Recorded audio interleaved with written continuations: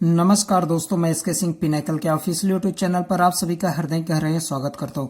दोस्तों, मैं आज उस क्वेश्चन का खुलासा करने जा रहा हूं। जब मैं महिंद्रा में टीचिंग के लिए इंटरव्यू देने गया था तो वहां की टीम ने मुझसे कौन सा क्वेश्चन किया था, किस प्रकार से मुझे फंसाने की कोशिश कर रही थी दोस्तों, लेकिन मैं फंसने वाला कहा उनके चक्कर में।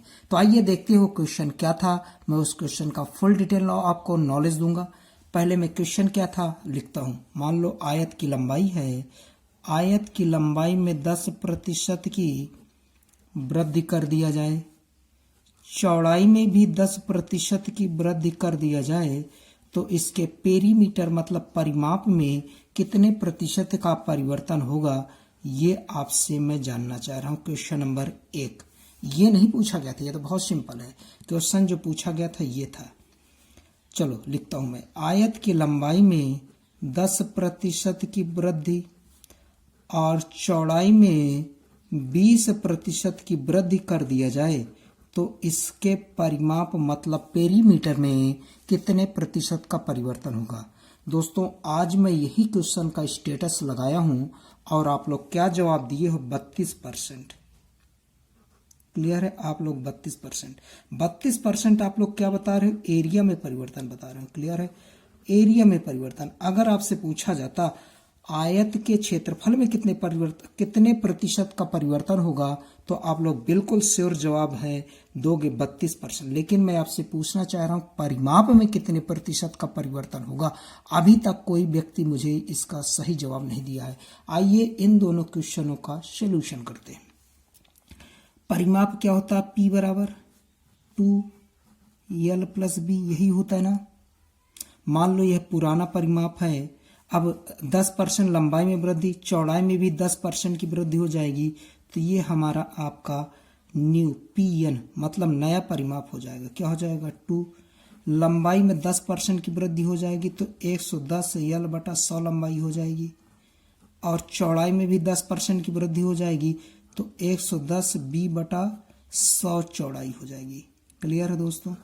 तो हम लोग इसको थोड़ा और सही से लिखेंगे तो कितना आ जाएगा, 2 गुणते 110 बटा 100 ब्रैकेट में L प्लस B आएगा। क्लियर है। अब हम लोग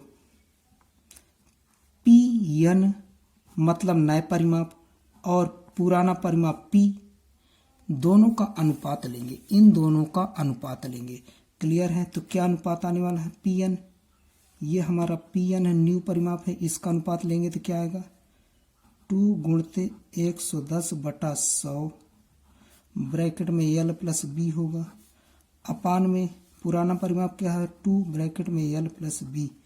तो देखिए L प्लस B कटेगा तो 2 से 2 कटेगा तो क्या आएगा, 110 बटा 100 आएगा।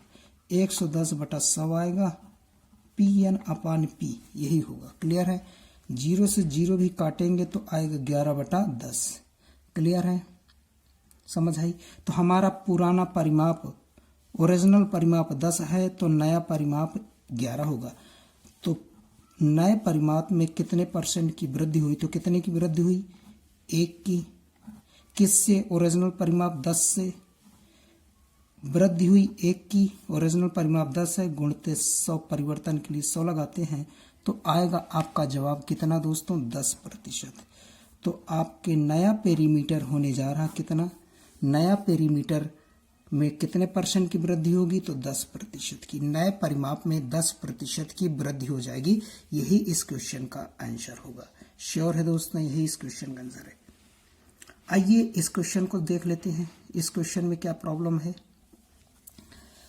तो मान लो परिमाप P बराबर क्या होगा, 2L प्लस B। यहाँ पे P नया परिमाप क्या होगा, 2। 10% लंबाई में वृद्धि होगी तो 110L बटा 100 होगा। चौड़ाई में 20% की वृद्धि होगी तो 120B बटा 100 होगा। क्लियर है। तो ये क्या लिख जाएगा दोस्तों, 0 से 0 कटेगा, 0 कटेगा तो कितना बन जाएगा, 2 बटा 5, 2 बटा 10 ब्रैकेट में 11L प्लस 12B आएगा।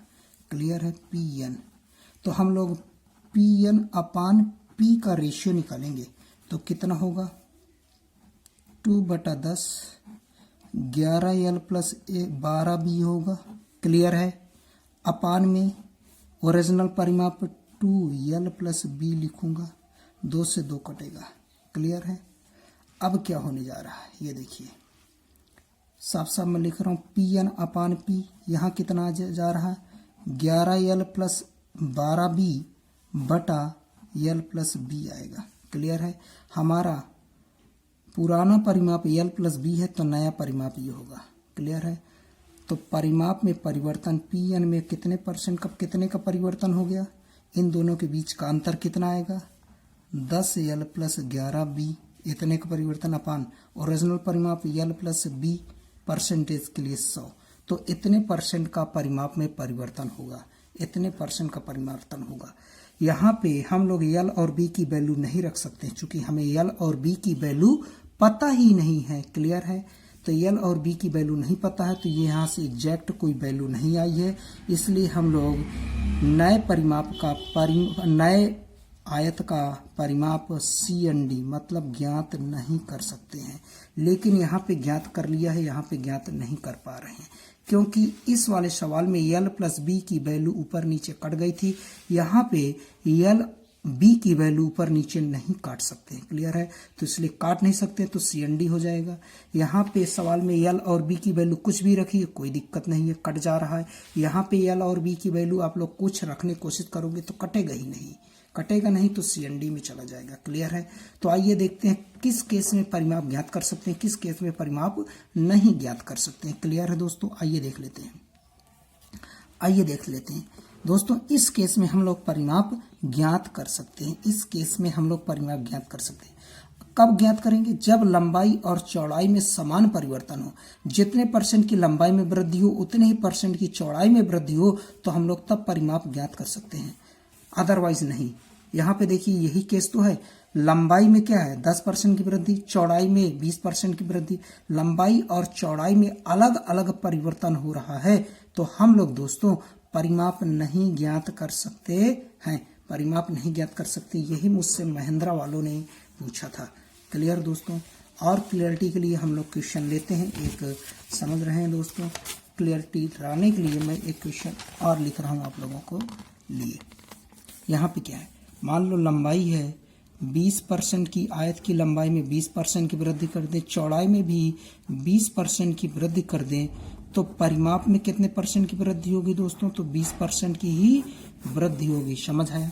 चलते हैं क्वेश्चन और लेते हैं।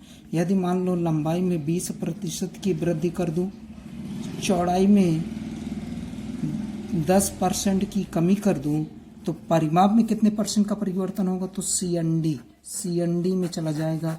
मतलब कि आयत का परिमाप हम लोग ज्ञात नहीं कर सकते हो। अगर समान परिवर्तन होता लंबाई और चौड़ाई में तो परिमाप ज्ञात कर सकते हैं। अगर लंबाई और चौड़ाई में अलग अलग परिवर्तन होता है तो आयत का परिमाप हम लोग कभी नहीं ज्ञात कर सकते। उम्मीद करता हूँ ये बातें समझ आई होंगी। थैंक यू दोस्तों।